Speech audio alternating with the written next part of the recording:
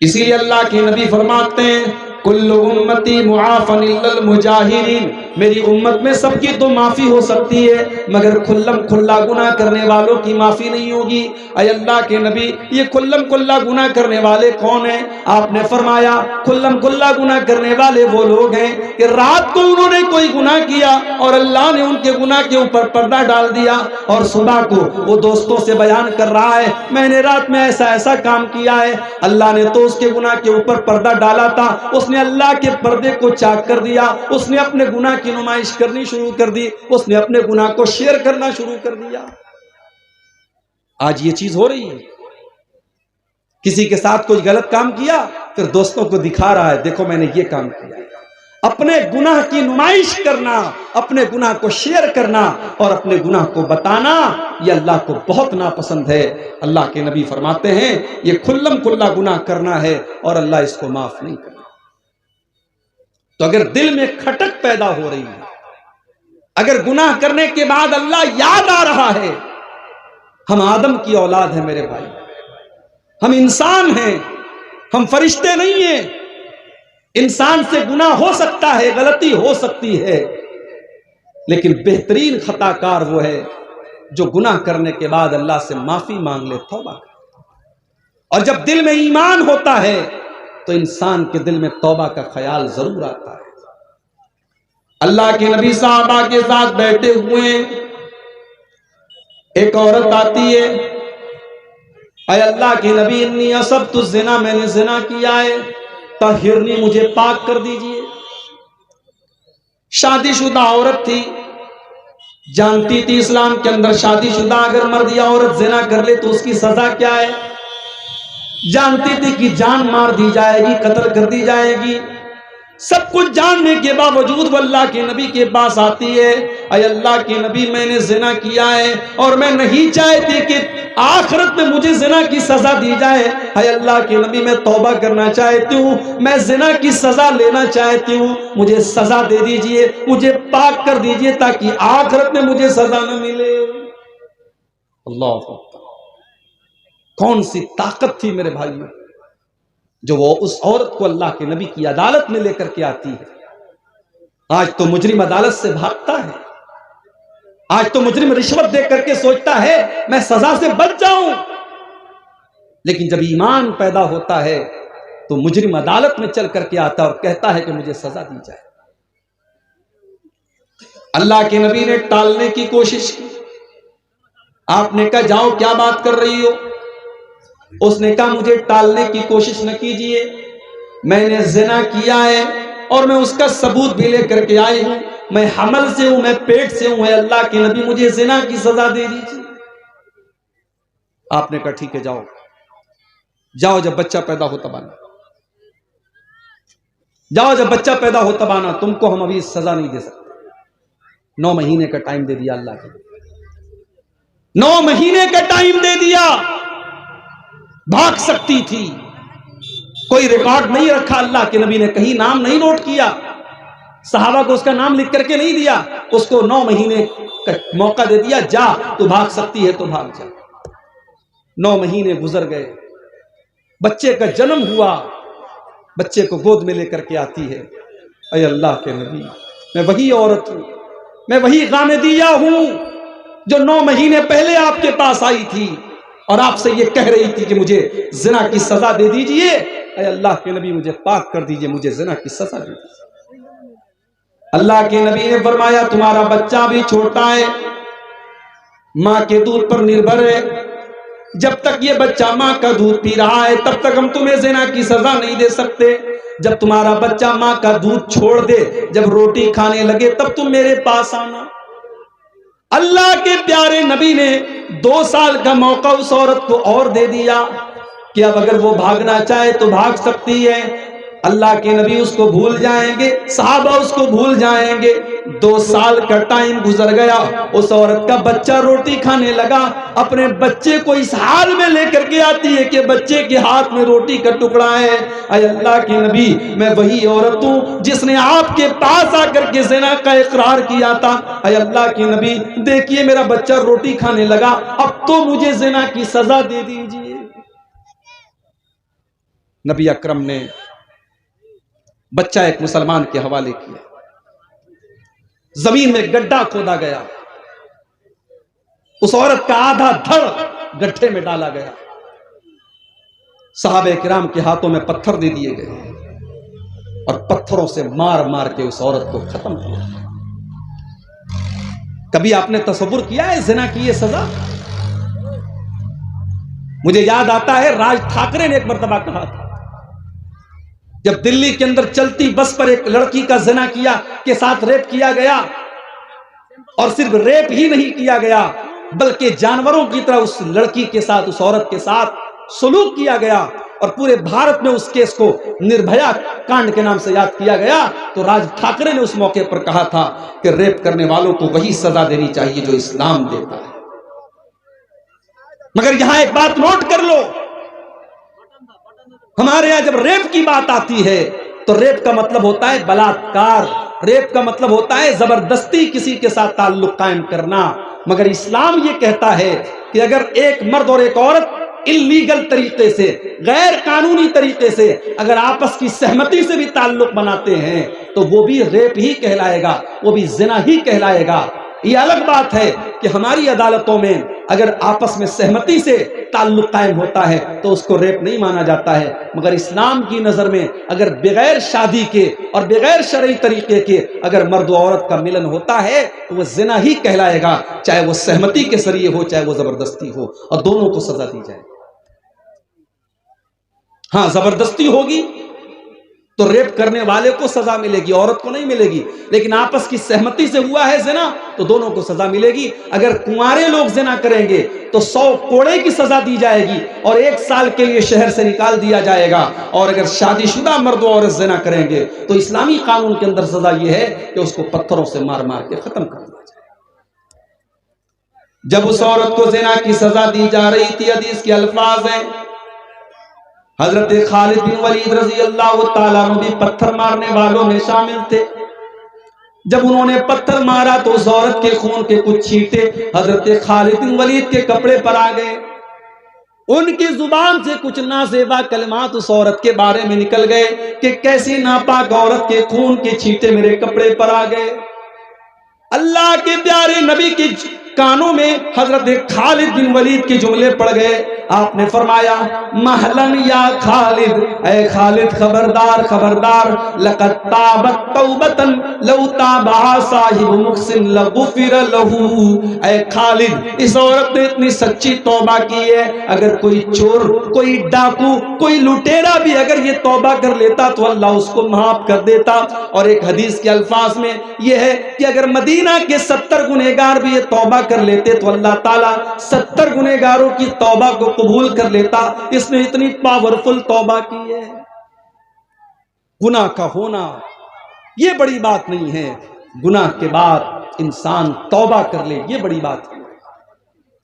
اسی لیے اللہ فرماتا ہے والذین اذا فعلوا فاحشۃ، میرے متقی بندے تو وہ ہیں جب ان سے کوئی غلط کام ہو جاتا ہے، او ظلموا انفسہم، یا وہ اپنی جان کے اوپر ظلم کر لیتے ہیں، ذکر اللہ، تو ان کو اللہ یاد آتا ہے۔ غلط کام کرنے کے ٹائم اللہ کا یاد آنا، اللہ کا ڈر دل میں پیدا ہو جانا، یہ بہت بڑی بات ہے میرے بھائی۔ بڑا مشہور واقعہ آپ نے سنا ہوگا، غار والوں کا واقعہ، جو 3 لوگ ایک غار میں جا کر کے پھنس گئے تھے اور تینوں نے آپس میں طے کیا تھا کہ ہم اللہ سے دعا کریں گے اپنے اپنے نیک عمل کا وسیلہ لگا کر کے، ہو سکتا ہے کہ اللہ ہماری اس مصیبت کو دور کر دے۔ ان 3 لوگوں میں سے ایک انسان نے یہ دعا کی تھی کہ اے اللہ میری ایک چچازاد بہن تھی، میرے چچا کی لڑکی تھی، میں اس سے بہت زیادہ محبت کرتا تھا، ایک مرد ایک عورت سے جتنی محبت کر سکتا ہے میں اس عورت سے بے انتہا محبت کرتا تھا، میں اس لڑکی کو حاصل کرنا چاہتا تھا، میں اس کے ساتھ اپنی شہوت کو پوری کرنا چاہتا تھا، مگر میرے پاس کوئی کنٹرول نہیں تھا، اس کو پانے کی کوشش کر رہا تھا لیکن میں حاصل نہیں کر پا رہا تھا۔ ایک مرتبہ سوکھا پڑ گیا، قحط سالی پڑ گئی، اور وہ غریب لڑکی تھی، غریب عورت تھی، وہ میرے پاس آتی ہے، مجھ سے مدد مانگتی ہے، اور میں اس کو 100 دینار دینے کا وعدہ کرتا ہوں۔ 100 دینار یا 120 دینار دینے کا میں وعدہ کرتا ہوں، اس شرط پر کہ وہ میری خواہش کو پورا کرے گی، میری برسوں کی اچھا کو اور میری خواہش کو وہ پورا کرے گی۔ اے اللہ، اس عورت کے ساتھ میں غلط کام کرنے کے لیے تیار ہوں، اور جب عین موقع پر میں اس عورت کے ساتھ اپنی خواہشات کو پورا کرنا چاہتا تھا، اور میں اس عورت کے ساتھ زنا کرنے والا تھا، بدکاری کرنے والا تھا، عین موقع پر اس عورت کی زبان سے نکلا اتق اللہ ولا تفز الخاتم الا بحقہ، اللہ سے ڈر، اور جس چیز کا تجھے اختیار نہیں ہے، جس چیز کی اللہ نے تجھ کو اجازت نہیں دی ہے، اس چیز کا تو استعمال نہ کر، جو چیز تیرے لیے جائز نہیں ہے اس چیز کو تو استعمال نہ کر۔ اے اللہ، اس عورت کی زبان سے جب یہ جملہ میں نے سنا، میں نے فوراً اس غلط کام کے ارادے کو ترک کر دیا، میں نے وہ 120 دینار بھی اس کو دے دیے، اور میں نے زنا کا ارادہ بھی ترک کر دیا۔ اے اللہ، اگر یہ عمل میں نے تیرے ڈر سے کیا تھا تو اے اللہ تو آج اس مصیبت کو دور کر دے۔ بخاری شریف کے الفاظ ہیں، اللہ تبارک و تعالیٰ نے ان تینوں لوگوں کی دعاؤں کی وجہ سے ان کو غار سے نجات دے دی اور بچا لیا۔ میرے پیارے ساتھیوں، یہ ہوتا ہے گناہ کے ٹائم اللہ کا ڈر اگر آپ کے اندر ہے تو اس بات کی دلیل ہے کہ کہیں نہ کہیں آپ کے دل میں ایمان موجود ہے۔ اللہ نے فرمایا جب ان سے کوئی غلط کام ہو جاتا ہے تو وہ اللہ کو یاد کرتے ہیں، وَلَمْ يُصِرُّوا عَلَى مَا فَعَلُوا وَهُمْ يَعْلَمُونَ، اور وہ اپنے گناہ کے اوپر جمے نہیں رہتے ہیں، اپنے گناہ کے اوپر وہ ڈٹے نہیں رہتے ہیں۔ اچھا، توبہ کا مطلب کیا ہوتا ہے؟ کبھی آپ نے غور کیا اس پر؟ توبہ کس کو کہتے ہیں؟ بہت سارے لوگ یہ سمجھتے ہیں کہ توبہ کا مطلب یا اللہ توبہ، یا اللہ توبہ، یا اللہ توبہ، اگر کوئی زبان سے کہہ دے توبہ ہو گئی۔ نہیں صاحب، یہ توبہ نہیں ہے۔ ڈریم 11 کھیلنا کیسا ہے، اور اگر جیت گئے تو اس کا استعمال کہاں کیا جائے؟ ڈریم 11 اور اس طریقے کے جتنے آن لائن کھیل ہیں یہ سب جوا ہے، جوا، یہ سب جوا ہے، سٹہ بازی ہے، اور یہ سب حرام ہے۔ اپنی کمائی کو آپ حرام مت کیجیے، بس اتنا کہوں۔ حلال کے بہت سارے راستے ہیں، بزنس کیجئے، نوکری کیجئے، محنت کیجئے، حلال کا 100 روپیہ کمائیے، وہ حرام کے 1000 روپیے سے بہتر ہے۔ یہ ڈریم 11 وغیرہ کے ڈریم کے چکر میں مت پڑیے، یہ سب جوا کھلایا جا رہا ہے نوجوانوں کو، آن لائن جوا کھلایا جا رہا ہے۔ پہلے آف لائن ہوتا تھا، اب آن لائن جوا کھلایا جا رہا ہے۔ تو اللہ کی بارگاہ میں گناہ کرنے کے بعد جو متقی لوگ ہوتے ہیں وہ گناہ کے اوپر ڈٹے نہیں رہتے ہیں، اصرار نہیں کرتے ہیں، وہ اپنے گناہ کا اقرار کرتے ہیں، اللہ کی بارگاہ میں معافی مانگتے ہیں۔ میرے پیارے نوجوان ساتھی، آج کتنے نوجوان ہیں وہ غلط کام کر رہے ہیں مگر ان کو یہ احساس نہیں ہے، ان کو یہ احساس نہیں ہے کہ ہم غلط کام کر رہے ہیں۔ توبہ کرنے کا خیال بھی ان کے دل میں نہیں آتا ہے۔ آؤ میں تم کو بتاؤں کہ توبہ کس کو کہتے ہیں۔ توبہ 4 چیزوں کا نام ہے۔ کبھی گاڑی چلائی، آپ نے کار چلائی ہے؟ کار آپ جب چلاتے ہیں تو کار کو جب پلٹاتے ہیں، آپ جب یو ٹرن لیتے ہیں تو یو ٹرن لینے کا نام ہے توبہ۔ توبہ کا مطلب ہوتا ہے یو ٹرن لینا، توبہ کا مطلب ہوتا ہے پلٹ کے آ جانا۔ اس کا مطلب یہ ہوا کہ جب ایک انسان نے غلط کام کیا تو وہ سیدھے راستے سے بھٹک گیا تھا، اور جب اس نے توبہ کیا تو اس نے یو ٹرن لے لیا، اس صحیح راستے پر واپس لوٹ کے چلا ہے۔ آج کل بڑا ایک مدعا گرمایا ہوا ہے، مولانا ارشد مدنی نے کہہ دیا کہ صاحب بھارت میں تو سارے لوگ مسلمان تھے، اس لیے جو لوگ اسلام کو چھوڑ کر کے کوئی اور مذہب میں چلے گئے وہ گھر واپسی کریں، ہمیں گھر واپسی کرنے کی ضرورت نہیں ہے، اس لیے کہ سب سے پہلے انسان جن کو قرآن نے آدم کہا ہے اور ویدوں میں منو کہا گیا ہے، اور منو کی اولاد منشیہ ہے اور آدم کی اولاد آدمی ہے، انسان ہے، تو آدم علیہ السلام تو مسلمان تھے، اسلام کے فالوور تھے، لہذا اس دنیا کا سب سے پہلا دھرم اسلام ہے۔ اور ہمارے استاذ محترم علامہ رئیس احمد ندوی رحمۃ اللہ علیہ کی تحقیق کے مطابق حضرت آدم علیہ السلام جب دنیا میں آئے تھے تو اسی بھارت ورش میں آئے تھے، بھارت کی سرزمین پر آئے تھے، لہذا بھارت کا سب سے پراچین اگر کوئی دھرم ہے تو وہ اسلام ہے، لہذا اسلام کو چھوڑ کر کسی اور مذہب میں جو لوگ گئے ہیں ان کو گھر واپسی کرنے کی ضرورت ہے، مسلمان کو گھر واپسی کرنے کی ضرورت نہیں ہے۔ اور ایک بات آپ کو اور بتاؤں، جب بچہ پیدا ہوتا ہے بچہ یہودی نہیں ہوتا ہے، اسلام پر ہوتا ہے، بچہ ہندو نہیں ہوتا ہے، بچہ مشرک نہیں ہوتا ہے، بچہ توحید پر پیدا ہوتا ہے۔ اللہ کے پیارے نبی فرماتے ہیں کل مولود یولد علی الفطرہ، ہر بچہ فطرت پر اور اسلام کے اوپر پیدا ہوتا ہے۔ فَأَبَوَاهُ يُحَوِّدَانِهِ وَيُنَصِّرَانِهِ وَيُمَجِّسَانِهِ، اس کے ماں باپ اس کو یہودی بناتے ہیں، ماں باپ عیسائی بناتے ہیں، ماں باپ مجوسی بناتے ہیں، ماں باپ مشرک بناتے ہیں۔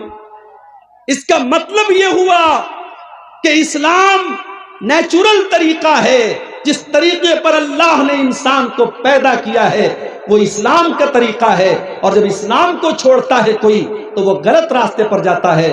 اسی لیے سچے راستے پر لوٹ آنے کو توبہ کہا جاتا ہے۔ اور یاد رکھیے توبہ کے اندر 3 چیزیں پائی جانی ضروری ہے۔ اس کو نوٹ کر لیجئے، آج کی تقریر کی سب سے امپورٹنٹ بات اس کو سمجھ لیجئے کہ اگر کوئی آپ سے پوچھے کہ بھئی توبہ کس کو کہتے ہیں تو آپ بتا دیجئے کہ توبہ کے اندر 3 چیزوں کا ہونا ضروری ہے۔ نمبر 1، سب سے پہلی چیز توبہ کے اندر ندامت ہونی چاہیے، میں نے غلط کام کیا ہے، یہ کام صحیح نہیں تھا۔ اور اسی لیے جو بدعت کرنے والے ہوتے ہیں ان کے اندر توبہ کرنے کا خیال بہت مشکل سے آتا ہے۔ ابھی میں کلیا چک سے آپ کے اس گاؤں تک آ رہا تھا، چلماری تک آ رہا تھا، راستے میں صاحب ٹوپی لگا کر کے اور قبرستان پہ کھڑے ہو کر کے سلام پڑھا جا رہا ہے۔ راستے بھر یہ منظر مجھ کو ملا، اور جب کٹیہار اسٹیشن میں نے کراس کیا اور کٹیہار کا جب برج آیا ہے تو دیکھا ہمارا نوجوان بیچارہ جو ہے وہ کیمرے کے ذریعے وہ کیا ویڈیو بناتے ہیں نا، کوئی چل کر کے آ رہا ہے، سلو موشن میں کوئی ویڈیو بنا رہا ہے، یعنی شب برات کی رات یہ بھی ہو رہا ہے۔ کوئی عبادت کر رہا ہے، کوئی بیچارہ سیلفی لے رہا ہے، کوئی سلو موشن میں ویڈیو بنا رہا ہے۔ تو جو بدعتیں ہوتی ہیں، بدعتوں کے سر پیر کیوں نہیں ہوتے ہیں؟ کیونکہ بدعت کرنے والا یہ سوچ کر کے کرتا ہے کہ میں بہت نیک کام کر رہا ہوں۔ کل سے میرے موبائل پر بار بار میسج آ رہا ہے، مولوی صاحب شب برات کا روزہ رکھنا کیسا ہے؟ مولوی صاحب شب برات کی رات میں عبادت کرنا کیسا ہے؟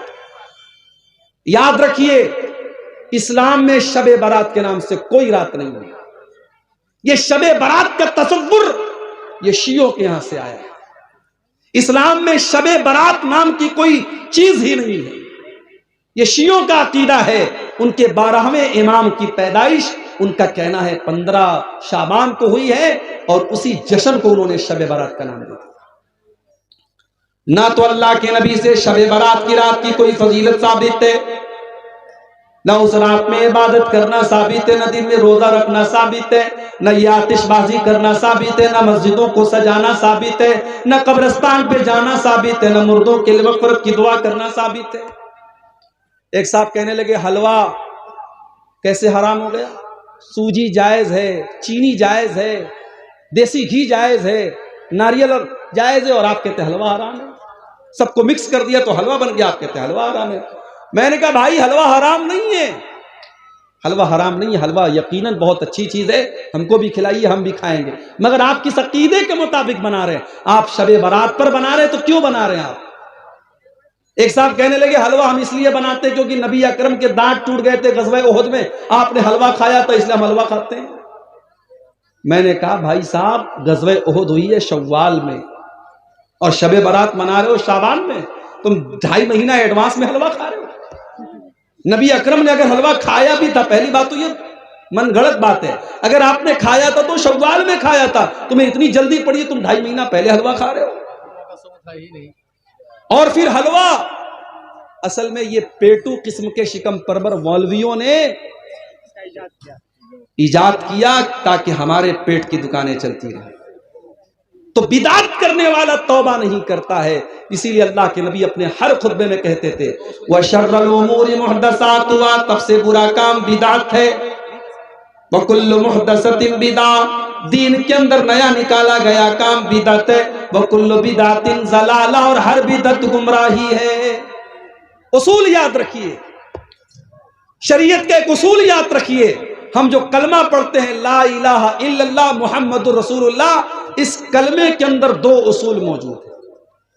لا الہ الا اللہ کا مطلب عبادت اگر ہوگی تو صرف اور صرف اللہ کی ہوگی، عبادت اگر ہوگی تو صرف اور صرف اللہ کی ہوگی، اور محمد الرسول اللہ کا مطلب یہ ہے کہ عبادت اگر ہوگی تو محمد الرسول اللہ کے طریقے کے مطابق ہوگی۔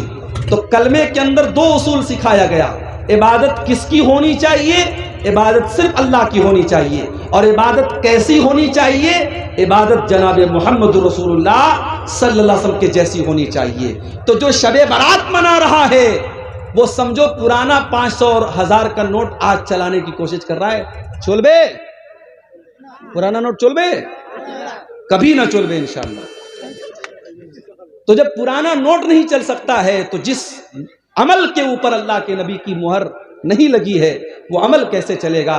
رات بھر آپ عبادت کر لیجئے، جو عبادت نبی نے نہیں کی، جو صحابہ نے نہیں کی، جو قرآن و سنت سے ثابت نہیں ہے، وہ عبادت نہیں ہو سکتی میرے پیارے ساتھی۔ ایک شخص ہے جو کہ 5 ٹائم نماز پڑھتا ہے لیکن ان کی ماں اس سے ناراض ہے، کیا اس شخص کی نماز قبول ہوگی؟ قرآن و حدیث کی روشنی میں بتائیے۔ دیکھیے، ماں کا درجہ یقیناً بہت اونچا ہے، ماں کا درجہ بہت اونچا ہے، ماں کو ناراض نہیں کرنا چاہیے، مگر کبھی کبھی ایسا بھی ہوتا ہے کہ ماں غلط بات پہ ناراض ہوتی ہے۔ حضرت سعد بن ابی وقاص رضی اللہ تعالیٰ عنہ کی ماں ناراض ہو گئی، انہوں نے اسلام قبول کر لیا، ماں ناراض ہو گئی۔ ماں نے یہاں تک کہہ دیا میں کھانا نہیں کھاؤں گی جب تک تو اسلام کو نہیں چھوڑے گا۔ انہوں نے کہا ماں مجھے تجھ سے بہت محبت ہے مگر میں اسلام نہیں چھوڑ سکتا تیرے لیے۔ ماں نے کھانا پینا بند کر دیا۔ حضرت سعد بن ابی وقاص رضی اللہ تعالیٰ عنہ نے بہت سمجھایا، ماں تیار نہیں ہوئی، بڑھیا تھی، عمر ہو چکی تھی، تھوڑا سا ٹائم گزرا، بستر پڑ گئی۔ اب بستر پڑ گئی، اب خاندان کے لوگ آ رہے ہیں، ان کی ماں کی حال چال پوچھ رہے ہیں، اور جب پتہ چلتا ہے کہ بیٹے کے اسلام قبول کرنے کی وجہ سے انہوں نے کھانا پانی بند کر دیا ہے تو لوگ ان کو برا بلا بھی کہہ کے جا رہے ہیں کہ دیکھو اس کی وجہ سے اس کی ماں بیمار پڑی۔ حالت یہ ہو گئی، حضرت سعد کی ماں آخری سانسیں لینے لگی، آخری سانسیں لینے لگی، انتقال کا ٹائم آ گیا۔ حضرت سعد نے اپنی ماں سے کہا کہ اے امی جان، لو کانت لکی میت نفس، اگر اللہ تعالیٰ تجھے 100 زندگیاں دے دے، تیرے اندر 100 جان پیدا ہو جائے اور ایک ایک جان تیری نکلتی چلی جائے اور تم مجھ سے کہہ دے کہ میں اسلام کو چھوڑ دوں، تو اے میری ماں میں تیری زندگی کو بچانے کے لیے اسلام کو چھوڑنے والا نہیں ہوں۔ ماں سمجھ گئی کہ میرا بیٹا ماننے والا نہیں ہے۔ ماں نے آخر میں کھانا کھایا، پانی پیا، اور بعد میں ماں کو بھی اللہ نے ہدایت دی اور بعد میں ماں نے بھی اسلام کیا۔ تو ماں ناراض ہے، اگر صحیح بات کو لے کر کے ناراض ہے تب تو بیٹا گنہگار ہوگا، لیکن ماں بلا وجہ ناراض ہے، ناحق ناراض ہے، بے مطلب کی بات پہ ناراض ہے، جس کا کوئی سر پیر نہیں ہے، تو بیٹا گنہگار نہیں ہوگا۔ بیٹے کو چاہیے اگر ماں ناراض ہے، غلط بات پر بھی ناراض ہے، بیٹا ماں کو منانے کی کوشش کرے، لیکن ایسا کوئی ثبوت نہیں ہے کہ ماں ناراض ہے تو بیٹے کی نماز قبول نہیں ہوگی۔ ایک بڑا مشہور واقعہ ہے حضرت علقمہ کا واقعہ کہ ان کی ماں ان سے ناراض ہو رہی تھی، تو ان کے ساتھ بڑا برا مسئلہ ہو رہا تھا، ان کی موت کا ٹائم آیا تو اللہ کے نبی نے پوچھا کہ کیا معاملہ ہے، پتہ لگا ان کی ماں ان سے ناراض ہے، جب تک ماں نے معاف نہیں کر دیا تب تک ان کی روح پرواز نہیں ہوئی اور ان کو چین نہیں ملا۔ بہت مشہور واقعہ ہے مگر وہ من گھڑت واقعہ ہے، موضوع روایت صحیح حدیث سے ثابت نہیں ہے، لہٰذا اس بات کی کوئی دلیل نہیں ہے کہ ماں اگر ناراض ہے تو بچے کی دعا، بیٹے کی دعا جو ہے وہ قبول۔ جی جی جی، تو اگر ماں غلط بات پر ناراض ہے تو پہلی بات تو اس سے کوئی مطلب نہیں ہے، اگر صحیح بات پر بھی ناراض ہے تو بیٹے کو منانے کی کوشش کرنی چاہیے، اس کی وجہ سے اس کی عبادت پر کوئی فرق نہیں پڑے گا۔ تو توبہ کی پہلی کنڈیشن یہ ہے کہ آپ کو احساس ہو کہ ہاں میں نے غلط کام کیا ہے۔ توبہ کی دوسری کنڈیشن، آپ اس بات کا پکا ارادہ کریں کہ آئندہ آپ اس غلط کام کو نہیں کریں گے۔ شراب پینے والا توبہ کر رہا ہے شام کو، اے اللہ آج کے بعد میں کبھی شراب نہیں پیوں گا، صبح کو پھر شراب پینے لگتا ہے۔ آئندہ اس گناہ کو پکا ارادہ کرے کہ میں نہیں کروں گا، تب تو اس کی توبہ قبول ہوگی، ورنہ توبہ کا کوئی مطلب نہیں ہے۔ اور توبہ کی تیسری شرط کہ جس گناہ سے وہ توبہ کر رہا ہے اس گناہ کو فوراً چھوڑ دے، تب اس کی توبہ قبول ہوگی۔ ابھی آج ایک صاحب مجھ سے ملے، پتہ لگا وہ نماز نہیں پڑھتے، گورنمنٹ نوکری کرتے، گورنمنٹ ٹیچر ہیں، نماز نہیں پڑھتے۔ میں نے کہا صاحب کیوں نماز نہیں پڑھتے آپ؟ بولے مولوی صاحب دعا کیجئے۔ میں نے کہا نماز دعا پڑھنے سے آپ نہیں پڑھیں گے، نماز آپ کو پڑھنا ہوگا، وہ میرے دعا کرنے سے آپ نماز نہیں پڑھیں گے۔ میں نے کہا آپ کی گورنمنٹ جاب ہے، صبح کتنے بجے اسکول جاتے؟ بولے 8 بجے۔ میں نے کہا میں دعا کر دیتا ہوں اللہ آپ کو اسکول میں پہنچا دے، آپ گھر میں بیٹھے رہے، پہنچ جائیں گے کیا اسکول؟ آپ کو جانا پڑے گا، آپ کو ڈیوٹی دینی پڑے گی۔ آپ 8 کی جگہ 8:30 بجے اسکول نہیں پہنچتے، کیونکہ آپ کو پتا ہے آپ کی سیلری کٹ جائے گی، آپ کی نوکری خطرے میں آ جائے گی۔ ابھی میرے ساتھ اتنا بڑا ایکسیڈنٹ ہوا، یو پی کے اندر میں کار سے جا رہا تھا، کار میری ٹرک سے لڑ گئی، میں راتوں رات 350 کلومیٹر کا سفر کر کے واپس لوٹ رہا تھا۔ کیوں؟ کیونکہ میری جاب ہے، مجھے پڑھانا ہے، صبح مدرسے پہنچنا تھا۔ میں 300 کلومیٹر کا سفر طے کر کے، مجھے پاگل کتے نے تو نہیں کاٹا ہے، میں رات میں بھاگ رہا ہوں، ڈرائیور کو نیند آ رہی ہے، بیچارہ کسی طریقے سے گاڑی چلا رہا ہے، لیکن جاب کا معاملہ تھا، مجھے صبح جانا ہے۔ کتنے پروگرام ہیں دینے کے بعد مجھے کینسل کرنا پڑتا ہے کہ نہیں چھٹی نہیں مل پائی، مدرسے کا مسئلہ ہے، امتحان ہے یا کوئی اور معاملہ ہے، ہم نہیں آ پاتے۔ تو جو جاب ہوتی ہے، جو نوکری ہوتی ہے، انسان اس کو نبھاتا ہے۔ اور جہاں اللہ کا معاملہ آتا ہے، جہاں نماز کا معاملہ آتا ہے، وہاں لوگ کہتے ہیں مولوی صاحب دعا کرو، دعا کرنے سے آپ نماز نہیں پڑھیں گے، آپ کو خود پڑھنا پڑے گا۔ میرے پیارے ساتھیوں، اسی لیے اللہ تعالیٰ کہہ رہا ہے کہ نیکی کے کاموں میں سبقت کرو۔ مسجد میں نماز پڑھنے جاؤ تو سب سے پہلی صف میں جاؤ، کوشش کرو کہ پہلی تکبیر میں تم شامل ہو جایا کرو، اس لیے کہ اللہ کے نبی فرماتے ہیں لو یعلم الناس ما فی النداء والصف الاول، اگر لوگوں کو پتا چل جائے کہ پہلی صف کا کیا مقام ہے، اگر لوگوں کو پتا چل جائے کہ پہلی تکبیر کا کیا مقام ہے، اور اس ثواب کو حاصل کرنے کے لیے اگر گھسیٹ کر کے آنا پڑے تو لوگ گھسیٹ کر کے آئیں گے، مگر پہلی صف میں شامل ہوں گے۔ ہم کیا کرتے ہیں؟ ہم پیچھے والی لائن میں کھڑے ہوتے ہیں، نماز میں ہم سب سے پیچھے ہوتے ہیں۔ مدرسے میں چندہ دینے کی بات آتی ہے، دان دینے کی بات آتی ہے، ہم سوچتے ہیں سب سے آخر میں ہم چندہ دیں۔ پہلے دیکھیں پردھان جی کتنا دیتے ہیں، پہلے دیکھیں گاؤں کے حاجی صاحب کتنا دیتے ہیں، گاؤں کے رئیس لوگ کتنا دیتے ہیں، اس کے بعد ہم دیں گے۔ نہیں میرے بھائی، نیکی کے کام میں آپ پیچھے مت رہیے، نیکی کے کام میں آگے رہیے۔ حضرت ابو بکر صدیق کو دیکھو، اللہ کے نبی اپنے صحابہ کے ساتھ بیٹھے ہوئے ہیں، آپ کہتے ہیں کہ کیا تم میں سے کوئی ایسا ہے جو آج روزہ رکھ کر کے آیا ہے؟ ابو بکر صدیق کہتے ہیں کہ ہاں اللہ کے نبی میں روزہ رکھ کر کے آیا ہوں۔ آپ پوچھتے ہیں کیا کوئی ایسا ہے جس نے آج کسی غریب کو کھانا کھلایا ہے؟ ابو بکر صدیق کہتے ہیں ہاں اللہ کے نبی میں نے غریب کو کھانا بھی کھلایا ہے۔ آپ پوچھتے ہیں کہ کیا کوئی ایسا بھی ہے جس نے کسی مریض کی عیادت کی ہے؟ ہاں اللہ کے نبی میں نے ایک مریض کی عیادت بھی کی ہے۔ آپ پوچھتے ہیں کیا کوئی ایسا بھی ہے جو کسی مسلمان کے جنازے میں شامل ہوا ہے؟ ہاں اللہ کے نبی میں ایک مسلمان کے جنازے میں بھی شامل ہوا ہوں۔ آپ نے فرمایا مجتمعنا فی امرئ الا دخل الجنہ، یہ ساری کی ساری نیکیاں اگر ایک انسان ایک دن میں 24 گھنٹے میں کر لیتا ہے تو وہ ضرور جنت میں جائے گا، جنت میں ضرور جائے گا۔ یہ ابو بکر صدیق نیکی کے معاملے میں پہلے نمبر پر حضرت ابو بکر صدیق کا نام آتا ہے۔ میرے بھائیوں، ہمیں اور آپ کو بھی نیکی کے معاملے میں آگے رہنا چاہیے۔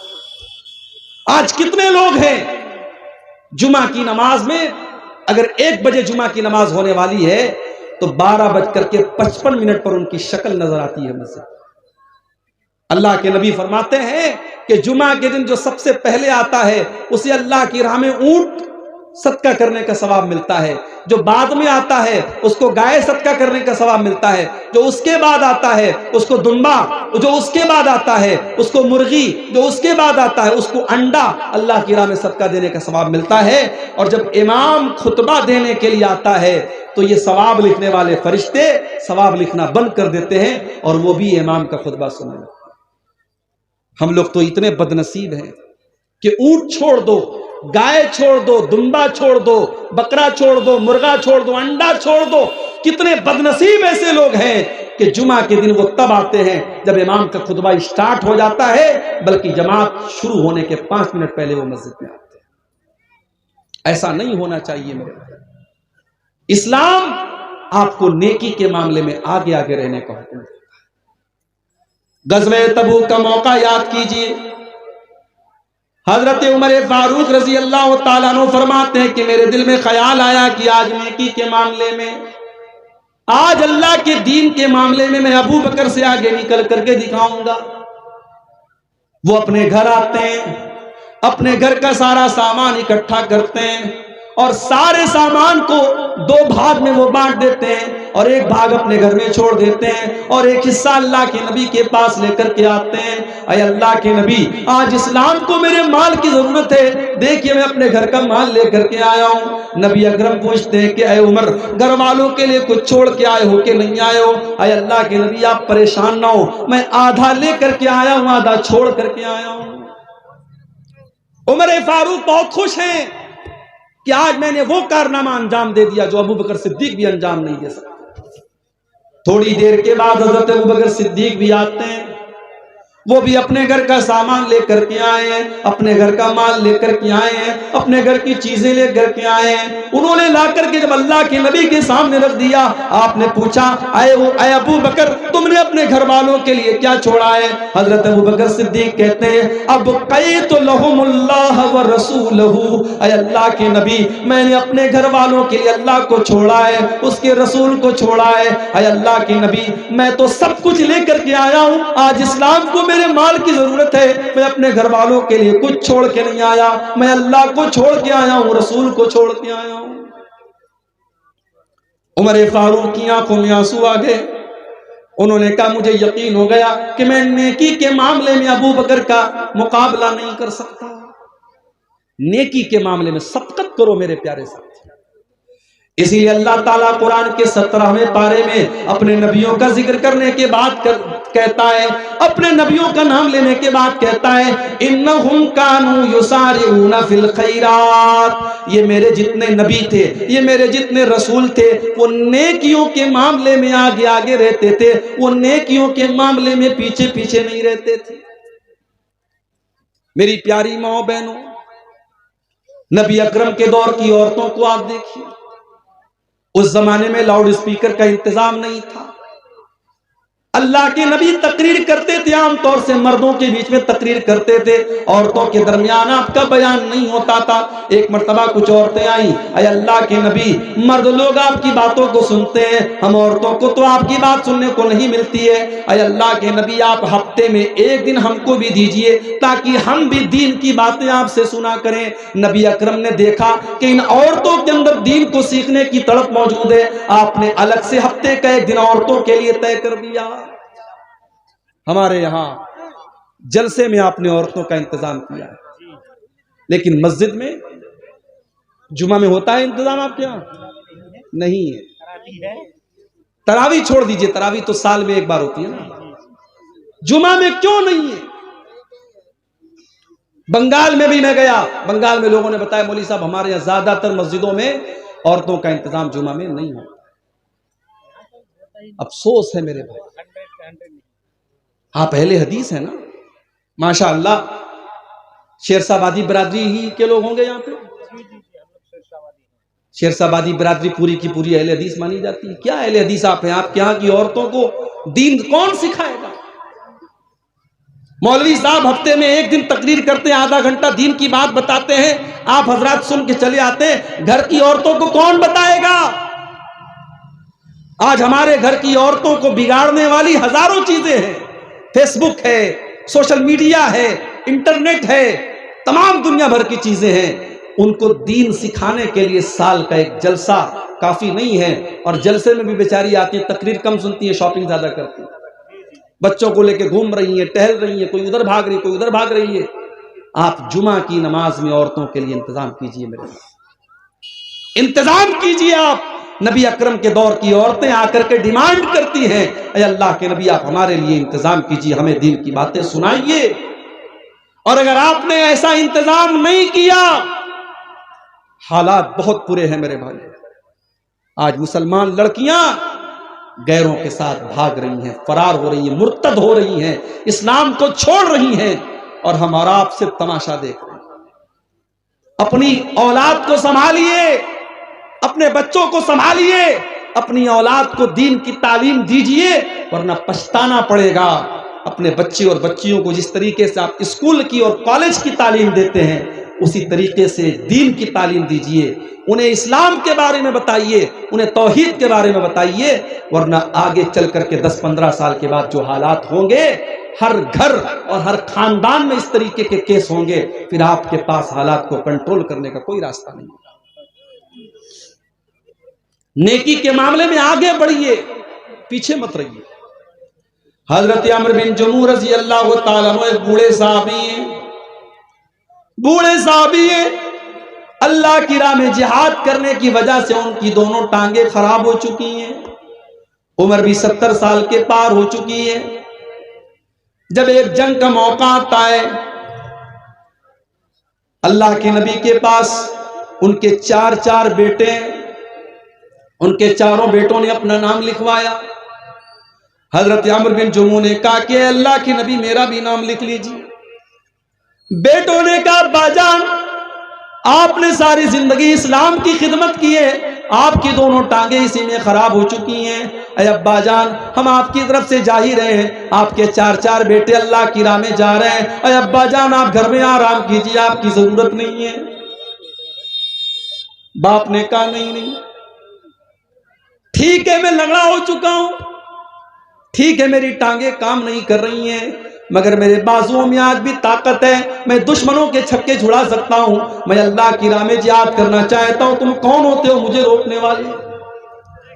باپ اصرار کر رہا ہے، بیٹے منع کر رہے ہیں، معاملہ اللہ کے نبی کے پاس آتا ہے، بیٹے کہتے ہیں اللہ کے نبی میرے باپ کو سمجھائیے، ان کو بتائیے، وہ تو بوڑھے ہو چکے ہیں، ان کی دونوں ٹانگیں کام نہیں کر رہی ہیں۔ اللہ کے نبی نے حضرت عمرو بن جموح سے کہا کہ آپ مت جائیے، آپ کو ضرورت نہیں ہے۔ کہا اے اللہ کے نبی میں چاہتا ہوں کہ میں اس جنگ میں جاؤں اور میں شہید ہو جاؤں، اور میں اپنی انہی لنگڑی ٹانگوں کے ساتھ میں جنت میں چلا جاؤں۔ نبی اکرم نے ان کا جذبہ دیکھا، ان کے دل کا جذبہ دیکھا، آپ نے بیٹوں سے کہا جانے دو، ان کو اللہ کی راہ میں جانے کا شوق ہے، ان کے اندر جذبہ جہاد ہے، ان کو روکو مت، ان کو جانے دو۔ چنانچہ جنگ ہوتی ہے اور حضرت عمرو بن جموح اللہ کی راہ میں جہاد کرتے ہوئے اسی حالت میں شہید ہو جاتے ہیں۔ یہ تھے نبی کے صحابہ، نیکی کے معاملے میں آگے رہنے والے۔ ہم اور آپ نیکی کے معاملے میں پیچھے رہتے ہیں، انتظار میں رہتے ہیں کہ ہمیں کوئی جب موٹیویٹ کرے گا، جب کوئی کہے گا تب ہم یہ کام کریں گے۔ میرے پیارے ساتھیوں، نیکی کے معاملے میں آپ آگے بڑھیں۔ نبی اکرم کے صحابہ کو آپ دیکھیے، عبداللہ بن مسعود رضی اللہ تعالیٰ عنہ بہت بہترین قرآن پڑھا کرتے تھے، اتنا اچھا قرآن پڑھتے تھے کہ ایک مرتبہ اللہ کے نبی راستے سے جا رہے تھے، عبداللہ بن مسعود کے قرآن کی تلاوت کی آواز آپ کے کانوں میں پڑی، آپ نے فرمایا جس کو قرآن بالکل تازہ سننا ہو وہ عبداللہ بن مسعود کے منہ سے قرآن سن لے۔ آج ہے آپ کے درمیان ایسے قرآن پڑھنے والے ہیں؟ قرآن پڑھنے والا کوئی ہوتا بھی ہے تو اس کے پھٹے کپڑوں کی وجہ سے ہمیں لگتا ہے یہ مدرسے میں پڑھنے والا بچہ ہے، ہم اس کو حقارت کی نظر سے دیکھتے ہیں۔ اسکول میں ٹائی اور پینٹ اور کوٹ پہن کر کے جانے والا ہمیں اچھا لگتا ہے، اور مدرسے میں پھٹا پرانا کپڑا پہن کر کے پڑھنے والا، دن بھر قرآن کی تلاوت کرنے والا ہمیں برا لگتا ہے۔ میرے پیارے ساتھیوں، اس اسکول کے سوٹڈ بوٹڈ بچے سے بہتر ہے اس مدرسے میں پڑھنے والا میلا کچیلا کپڑا پہن کر کے دن رات قرآن پڑھنے والا، اس لیے کہ اللہ کے نبی فرماتے ہیں خیرکم من تعلم القرآن وعلمہ، تم میں سب سے بہترین انسان وہ ہے جو قرآن کو سیکھتا ہے اور سکھاتا ہے، قرآن کو پڑھتا ہے اور پڑھاتا ہے۔ عبداللہ بن مسعود اتنا اچھا قرآن پڑھتے تھے، اللہ کے نبی نے فرمایا کہ جس کو سننا ہو قرآن بالکل تر و تازہ، وہ عبداللہ بن مسعود کے منہ سے قرآن سننا۔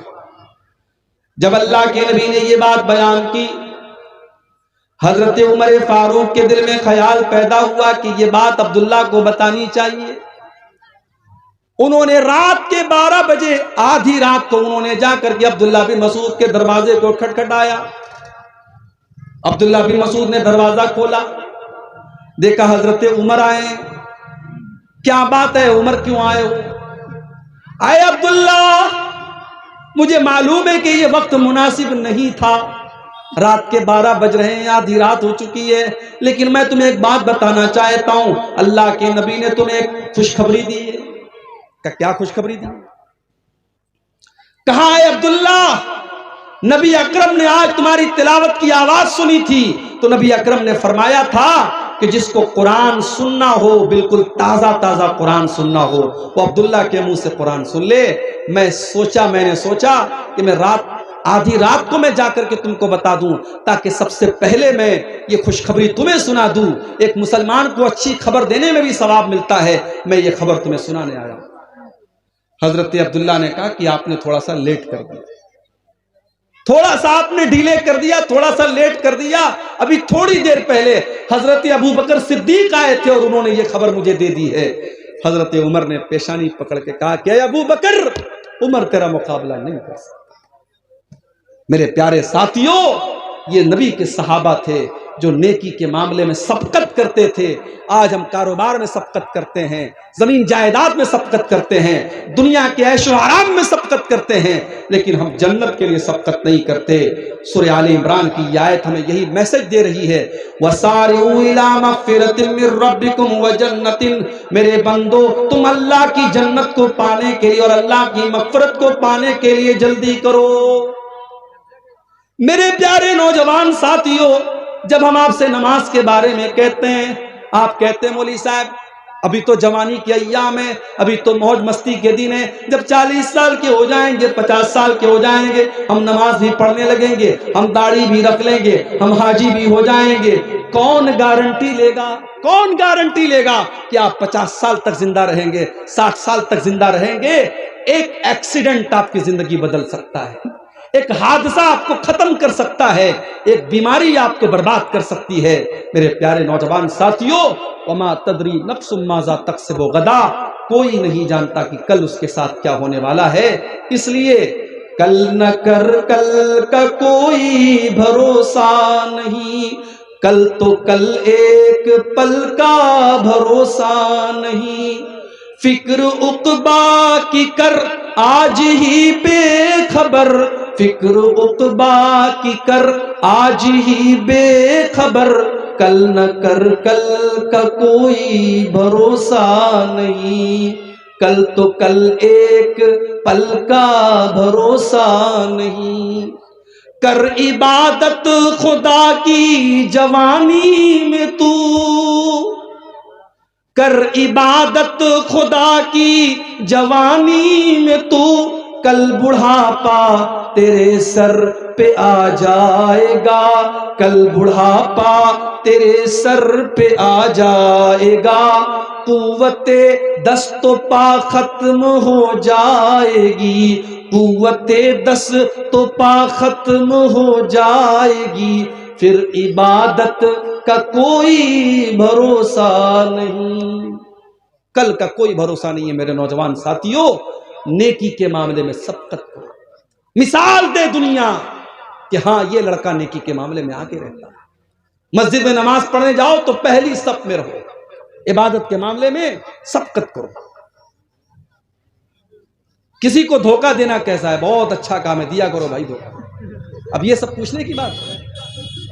جو امام صاحب اکثر جھوٹ بولے، والدین کی نافرمانی کرے اور کبھی کبھار چوری کرے، اس کی امامت میں نماز پڑھنا کیسا ہے؟ لگ رہا ہے امام صاحب سے دشمنی ہو رہی ہے۔ یہ لگ رہا ہے بالکل کیمرہ لگا کے بیٹھا امام صاحب کتنا جھوٹ بول رہا ہے، کتنی نافرمانی کر رہا ہے، کتنا چوری کر رہا ہے۔ دیکھیے امام جو ہوتا ہے، امام ایسے انسان کو بنانا چاہیے جو قرآن اچھا پڑھتا ہو، عالم ہو اور دیندار بھی ہو۔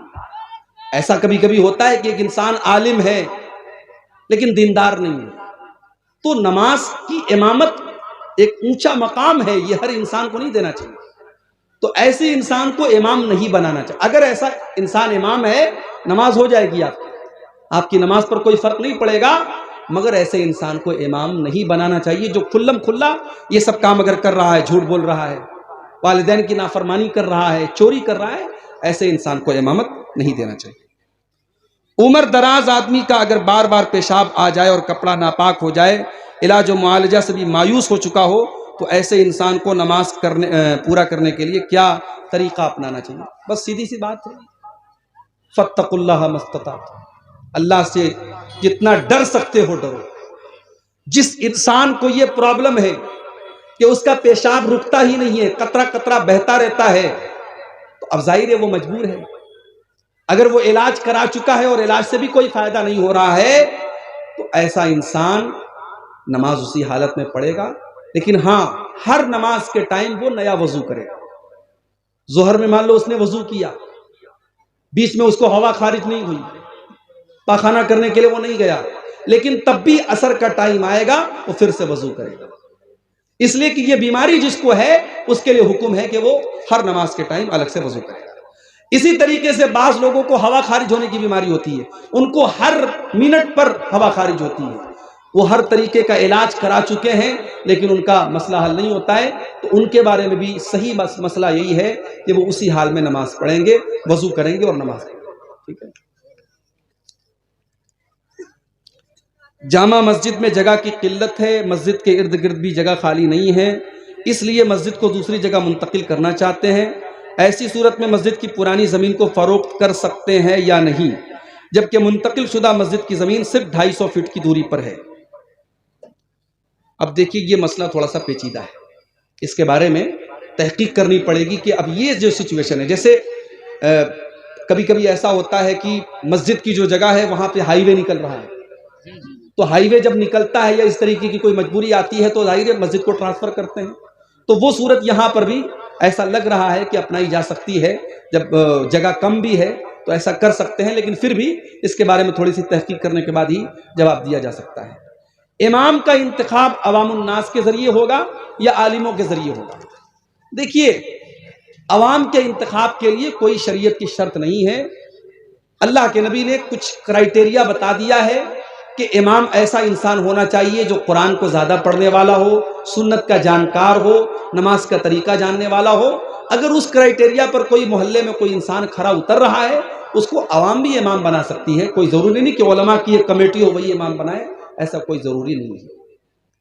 تو میرے نوجوانوں، یہ جو مسئلہ ہے دین کے اندر آگے آگے رہنے کا، اس کو ہم اپنے اندر پیدا کریں، ہم بیک بینچر نہ بنیں۔ اسکول میں ہوتا ہے نا، اسکول میں کلاس میں پیچھے بیٹھنے والا جو ہوتا ہے اس کو بیک بینچر بولتے ہیں، تو جو بالکل فیصدی ہوتا ہے، جو امتحان میں فیل ہوتا ہے، اس کو ہم بولتے ہیں بیک بینچر۔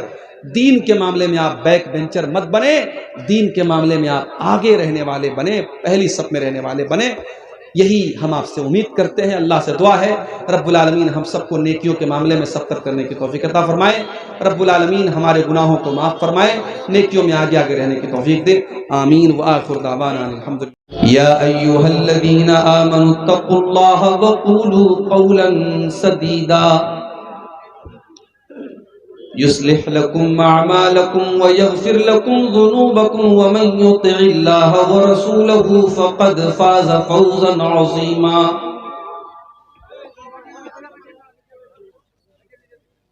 أما بعد فإن خير الحديث كتاب الله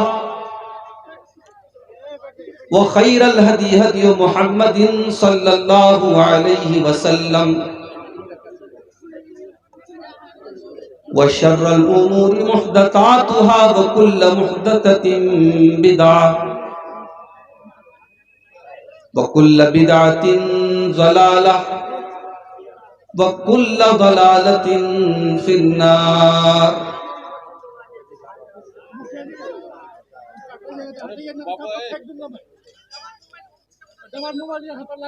اعوذ باللہ من الشیطان الرجیم بسم اللہ الرحمن الرحیم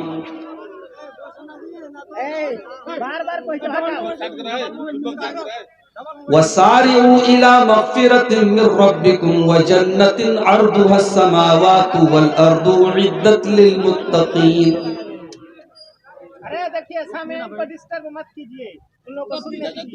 الذين ينفقون في السراء والضراء والكاظمين الغيظ والعافين عن الناس والله يحب المحسنين. والذين إذا فعلوا فاحشة أو ظلموا أنفسهم ذكروا الله فاستغفروا لذنوبهم ومن يغفر الذنوب إلا الله ولم يصروا على ما فعلوا وهم يعلمون. صدر محترم، علماء کرام، محترم بزرگوں، نوجوان ساتھیوں، پردہ نشین ماں اور بہنوں، پیارے بچوں،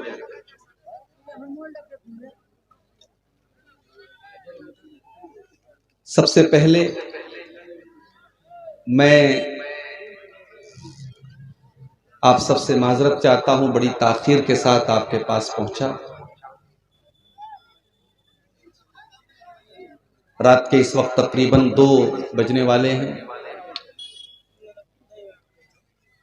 پھر بھی بہت سارے لوگ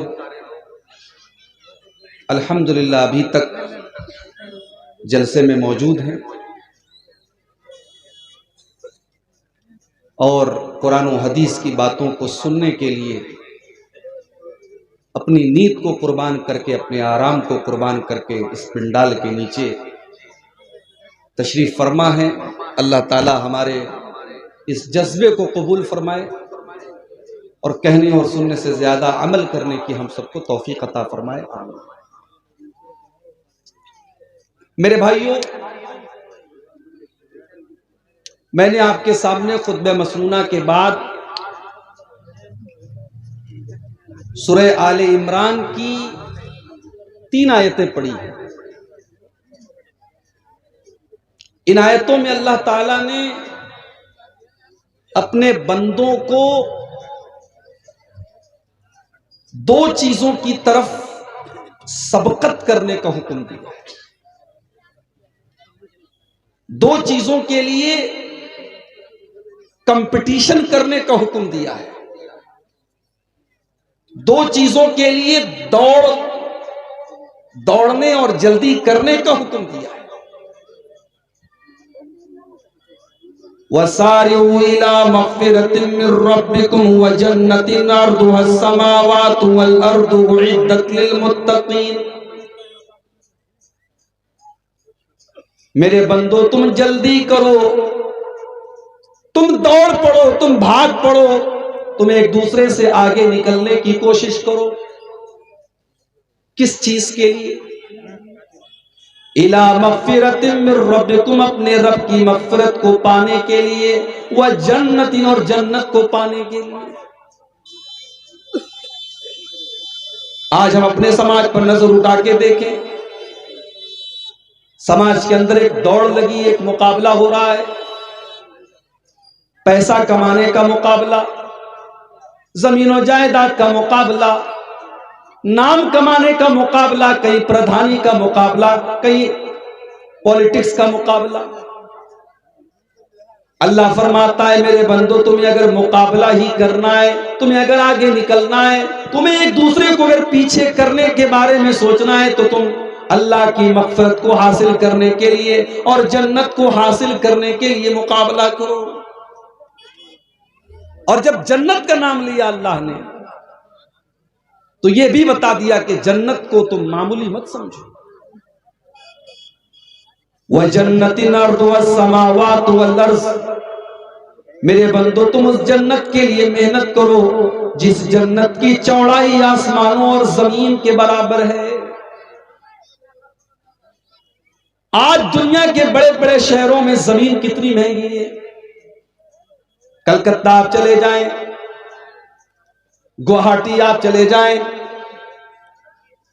سلی گڑی آپ چلے جائیں، اچھے شہر میں چلے جائیں، آپ کو زمین بڑی مہنگی ملے گی. کسی بڑے شہر میں زمین کا چھوٹا سا ٹکڑا بھی انسان کو مل جائے تو سمجھتا ہے کہ میں بہت بڑا آدمی بن گیا. لیکن میرے پیارے ساتھیوں، دنیا کی قیمتی سے قیمتی زمین کی جنت کے سامنے کیا اوقات ہے. اللہ کے نبی فرماتے ہیں، صحیح بخاری کی روایت ہے، لَمَوْضِعُ صَوْتِ أَحَدِكُمْ فِي الْجَنَّةِ خَيْرٌ مِّنَ الدُّنْيَا وَمَا فِيهَا.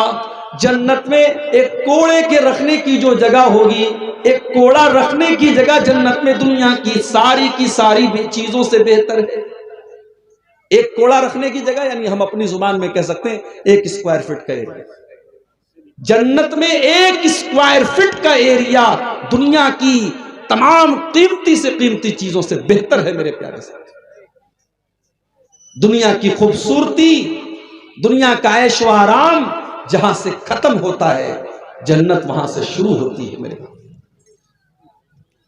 آج ہمارے کتنے نوجوان ہیں دنیا کی عورتوں کی طرف، دنیا کی لڑکیوں کی طرف ان کا ایک آکرشن ہے، توجہ ہے، غلط راستے کی طرف بھی وہ جا رہے ہیں. کاش کہ انہوں نے قرآن میں جنت کا تذکرہ پڑھا ہوتا اور جنت کی عورتوں کے بارے میں پڑھا ہوتا. سورہ رحمان اٹھا کے دیکھو، اللہ فرماتا ہے، حور مقصورات فی الخیام. جنت کی جو حوریں ہوں گی وہ خیموں کے اندر آرام کر رہی ہوں گی، وہ نیچی نگاہ والی ہوں گی اور اتنی خوبصورت ہوں گی. فرمایا کأنہن الیاقوت والمرجان، وہ یاقوت و مرجان کی طرح وہ قیمتی ہیرے اور جواہرات سے بھی زیادہ قیمتی ہوں گی. وہ جنت کی عورتیں اتنی خوبصورت ہوں گی کہ اللہ کے نبی فرماتے ہیں کہ اگر ان میں سے کوئی عورت صرف زمین کی طرف جھانک دے، اگر جنت سے زمین کی طرف وہ جھانک دے، لَمَلَأَتْ مَا بَيْنَهُمَا رِيحًا، تو زمین و آسمان کے درمیان کا پورا علاقہ خوشبوؤں سے بھر جائے گا. وَلَنَصِيفُهَا عَلَى رَاسِهَا خَيْرٌ مِّنَ الدُّنْيَا وَمَا فِيهَا. اور اس جنتی حور کے سر کے اوپر جو دوپٹہ ہے وہ دوپٹہ دنیا کی اور دنیا کی تمام نعمتوں سے بہتر ہے. میری ماں اور بہنوں، جنت کی حوریں بھی دوپٹہ استعمال کریں. جو عورت دنیا میں دوپٹہ استعمال کرتی ہے گویا کہ وہ جنتی عورت کے نقش قدم پر چلتی ہے، اور جو دنیا میں بے حیائی کا طریقہ اپناتی ہے گویا اس کو جنت سے کوئی مطلب نہیں. یہ ہوگی جنت. اللہ فرماتا ہے، میرے بندو تمہیں اگر مقابلہ کرنا ہے، تمہیں اگر کمپٹیشن کرنا ہے تو جنت کے لیے کمپٹیشن کرو جس کی چوڑائی آسمانوں اور زمین کے برابر ہے. اعدت للمتقین، اور وہ جنت تیار کی گئی ہے متقی لوگوں کے لیے، اللہ سے ڈرنے والوں کے لیے، پرہیزگاروں کے لیے. اب متقی کون لوگ ہیں؟ اللہ نے ان کی پہچان بتاتے ہوئے فرمایا، الذین ينفقون فی السراء والضراء. متقی وہ لوگ ہیں جو پریشانی میں بھی اللہ کی راہ میں خرچ کرتے ہیں اور آسانی میں بھی اللہ کی راہ میں خرچ کرتے ہیں. ہمارے پاس دولت ہے، ہم نے مدرسے میں دیا، ہم نے مسجد میں دیا. یہ کون سا کمال ہو گیا بھائی؟ کمال تو یہ ہے میرے پاس دولت نہیں ہے، میرے پاس بہت آسائش نہیں ہے، میرے پاس دولت کی بہت زیادہ کثرت نہیں ہے، لیکن جہاں دینے کا نمبر آیا میں نے جو ہو سکا میں نے اللہ کی راہ میں دیا. یہ ہے اصل تقوی، یہ ہے اصل دینداری. صحابہ کرام کو دیکھو، غزوہ تبوک کا موقع ہے، اللہ کے نبی اعلان کرتے ہیں کہ اس لشکر کی تیاری کے لیے تعاون کرو، دان دو، چندہ دو، میں تمہیں جنت کی گارنٹی دیتا ہوں. صحابہ کرام اپنی اپنی طاقت کے مطابق، اپنی اپنی حیثیت کے مطابق اللہ کے نبی کے پاس آتے ہیں اور تعاون پیش کرتے ہیں. کچھ صحابہ ایسے بھی تھے جو غریب تھے، مزدور تھے، ان کے پاس دولت نہیں ہے، ان کے پاس سونا چاندی نہیں ہے، مگر وہ اسلام کی مدد کرنا چاہتے ہیں، وہ اللہ کے دین کی مدد کرنا چاہتے ہیں۔ ان بیچاروں نے نائٹ شفٹ میں کام کیا، انہوں نے رات اور دن محنت کر کے مزدوری کر کے وہ ایک مٹھی اور دو مٹھی جو لے کر کے آتے ہیں۔ اے اللہ کے نبی میرا یہ ایک مٹھی جو لے لیجئے، اے اللہ کے نبی میں اور تو کچھ نہیں دے سکتا، یہ ایک مٹھی جو آپ میری طرف سے قبول کر لیجئے۔ منافق لوگ مذاق اڑانے لگے، یہ دیکھو یہ ایک مٹھی جو کے ذریعے اسلام کی خدمت کرنے کے لیے آئے ہیں، ایک مٹھی جو کے ذریعے اسلام کی مدد کرنا چاہتے ہیں، لیکن اللہ کے نبی نے اس ایک مٹھی جو کے پیچھے جو اخلاص تھا، جو اللہ کا ڈر تھا، جو دین کا جذبہ تھا، اللہ کے نبی نے اس جذبے کو محسوس کرتے ہوئے اس ایک مٹھی جو کو لے لیا اور آپ نے فرمایا لو انفق احدکم مثل احد ذهبا ما بلغ مد احدهم ولا نصیفا۔ او لوگو اس ایک مٹھی جو کی قیمت تم کیا جانو، اگر تم احد پہاڑ کے برابر بھی سونا خرچ کر دو تو اس ایک مٹھی جو کا مقابلہ نہیں کر سکتے۔ یہ ہے تقوی، یہ ہے دینداری۔ اللہ نے فرمایا میرے متقی بندے وہ ہیں جو آسانی میں بھی اللہ کی راہ میں خرچ کرتے ہیں، پریشانی میں بھی اللہ کی راہ میں خرچ کرتے ہیں۔ اسی لیے اللہ کے نبی فرماتے ہیں کہ تم اللہ کو اپنے اچھے دنوں میں پہچانو، اللہ کو اپنے اچھے دنوں میں پہچانو، یعرفک فی الشدہ، تمہارے برے دنوں میں اللہ تم کو پہچانے گا۔ انسان کے پاس جب اچھا دن آتا ہے، جب دولت آتی ہے، جب عیش و آرام کی زندگی گزارتا ہے، تب اسے اللہ یاد نہیں آتا ہے۔ جب پریشانی آتی ہے، جب بیماری آتی ہے، جب دکھ اور تکلیفیں آتی ہیں، تب اللہ یاد آتا ہے۔ اللہ کے نبی فرماتے ہیں اپنے پروردگار کو تم اپنے اچھے دنوں میں یاد کرو، یعرفک فی الشدہ، وہ برے دنوں میں تمہیں یاد رکھے گا۔ تو متقی لوگ وہ ہوتے ہیں جو اچھے اور برے تمام دنوں میں اللہ کی راہ میں خرچ کرتے ہیں۔ والکاظمین الغیظ، اور متقی لوگ وہ ہوتے ہیں جو غصے کو پی جانے والے ہوتے ہیں۔ آج کتنے مرڈر ہو جاتے ہیں غصے کی وجہ سے، کتنی طلاق ہو جاتی ہے غصے کی وجہ سے، کتنا شوہر بیوی کے اوپر ہاتھ اٹھا دیتا ہے غصے کی وجہ سے۔ میرے پیارے ساتھیوں، غصہ آنا نیچرل ہے، مگر غصے کو کنٹرول کیا جائے، غصے کو دبا لیا جائے۔ اس لیے اللہ کے نبی فرماتے ہیں لیس الشدید بالسرعہ انما الشدید الذی یملک نفسہ عند الغضب۔ پہلوان وہ نہیں ہے، بہادر وہ نہیں ہے جو کشتی میں دشمن کو پچھاڑ دے، بہادر تو وہ ہے جو غصے کے ٹائم اپنے آپ کو کنٹرول کر لے۔ والکاظمین الغیظ، غصے کو پی جانے والے۔ والعافین عن الناس، اور میرے متقی بندے وہ ہیں جن کے لیے میں نے جنت تیار کر کے رکھی ہے۔ یہ وہ لوگ ہیں جو لوگوں کو معاف کر دیتے ہیں، درگزر کر دیتے ہیں۔ بھئی زندگی میں ایسا نہیں ہے کہ ہر چیز آپ کے من کے مطابق ہو۔ کبھی آپ کی بیوی ایسا کوئی کام کر دے گی جو آپ نہیں چاہتے، کبھی آپ کے بچے کچھ ایسا کام کر دیں گے جو آپ کی مرضی کے خلاف ہے، کبھی دوستوں سے انبن ہو جائے گی، کبھی پڑوسیوں سے جھگڑا ہو جائے گا۔ آپ ہمیشہ اس قرآن کی آیت کو اپنے سامنے رکھیں، والعافین عن الناس، لوگوں کی غلطیوں کو معاف کر دیا کریں، درگزر کر دیا کریں۔ نبی اکرم کی سیرت اٹھا کر کے دیکھو، آپ کے اوپر مکہ والوں نے کون کون سے ظلم و ستم کے پہاڑ نہیں توڑے۔ آپ نماز پڑھ رہے ہیں، آپ کے اوپر اونٹنی کی بچہ دانی لا کے رکھ دی جاتی ہے، آپ کی گردن میں چادر ڈال کر کے آپ کا گلا دبانے کی کوشش کی جاتی ہے، آپ کی بیٹی زینب کے اوپر ایسا حملہ کیا جاتا ہے کہ ان کا انتقال ہو جاتا ہے، آپ کی بیٹیوں کو طلاق دے دی جاتی ہے، آپ کو مکے سے نکلنے پر مجبور کیا جاتا ہے، آپ کو طائف میں پتھر مارے جاتے ہیں۔ ساری تکلیفوں کو آپ نے برداشت کیا اور آپ نے معاف کر دینے کی وہ مثال قائم کی کہ ساری انسانیت وہ مثال پیش کرنے سے قاصر ہے۔ جب مکہ فتح ہوا اور آپ کو مکہ والوں کے اوپر پورا پاور اور پورا کنٹرول حاصل ہو گیا، آپ چاہتے تو بدلہ لے لیتے، آپ چاہتے تو انتقام لے لیتے، آپ چاہتے تو ایک ایک جرم کی سزا ان کو دے دیتے، لیکن آپ نے وہی جواب دیا جو حضرت یوسف علیہ السلام نے اپنے بھائیوں کو دیا تھا، لا تثریب علیکم اليوم۔ آپ نے فرمایا محمد رسول اللہ کسی سے کوئی بدلہ نہ لیں گے، کسی سے کوئی انتقام نہ لیں گے، اذهبوا انتم الطلقاء، جاؤ تم سب کے سب آزاد ہو۔ آپ نے سب کو معاف کر دیا۔ ہم اس نبی کے ماننے والے، والعافین عن الناس، ظالم سے لیا ظلم کا بدلہ نہ کسی وقت، مارا بھی تو اخلاق کی تلوار سے مارا۔ اللہ کے نیک بندے معاف کر دیتے۔ داروغہ مت بنو۔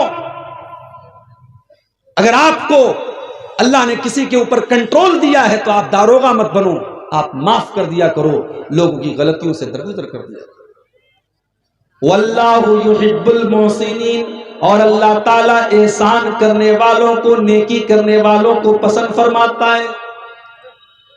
والذین اذا فعلوا فاحشة او ظلموا انفسهم، اور اللہ نے فرمایا میرے متقی بندے وہ ہوتے ہیں جب ان سے کوئی غلط کام ہو جاتا ہے، جب کوئی نازیبا کام ہو جاتا ہے، ان سے کوئی گناہ ہو جاتا ہے، او ظلموا انفسهم، یا وہ اپنی جان کے اوپر ظلم کر لیتے ہیں۔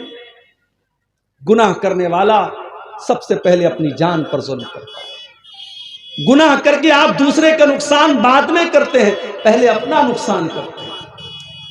اسی لیے ہمارے باپ آدم نے اور ہماری ماں حوا نے جب اللہ سے توبہ کی تو کن الفاظ میں کی؟ ربنا ظلمنا انفسنا وان لم تغفر لنا وترحمنا لنکونن من الخاسرین۔ پروردگارا ہم نے اپنی جانوں کے اوپر ظلم کیا ہے، اے اللہ ہم نے تیری نافرمانی کر کے اپنے اوپر اتیاچار کیا ہے، اور اگر تو نے ہمیں معاف نہ کیا، اگر تو نے ہم پر رحم نہ کیا، لنکونن من الخاسرین، تو ہم خسارہ اٹھانے والوں میں سے ہو جائیں گے۔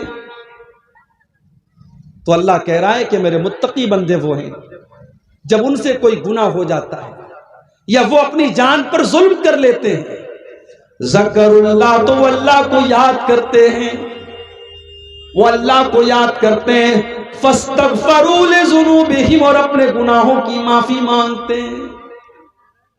اگر یہ چیز ہمارے اندر ہے، اگر گناہ کرنے کے وقت اللہ یاد آتا ہے تو سمجھ جاؤ کہ دل کے اندر ایمان کی گنجائش موجود ہے، سمجھ جاؤ کہ دل کے اندر ایمان کی روشنی موجود ہے۔ اور اگر گناہ کرنے کے بعد اللہ یاد نہیں آتا ہے، بلکہ گناہ کرنے کے بعد انسان اور ڈٹائی کرتا ہے اور جرات کرتا ہے اور اپنے گناہ کے اوپر فخر کرتا ہے، تو سمجھ جاؤ کہ دل کے اوپر مہر لگ چکی۔